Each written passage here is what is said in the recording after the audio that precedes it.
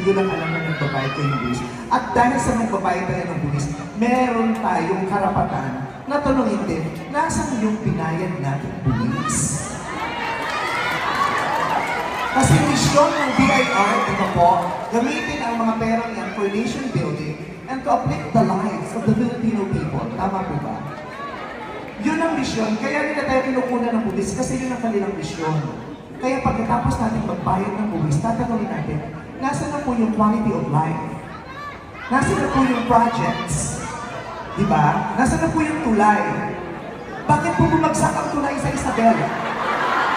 Karapatan natin yan. Tama po ba? Karapatan natin mag-question at magsalita at bumoses dahil pera po natin ang ginamit ko. Kaya, lahat po tayo, obligasyon natin magbayad ng buwis dahil tayo rin naman ang makikinabang dyan. At obligasyon din ng BIR na maningil, kaya sa ayaw at sa gusto natin, kailangan natin magbayad. Kasi gagamitin nila yon to uplift the lives of the Filipino people.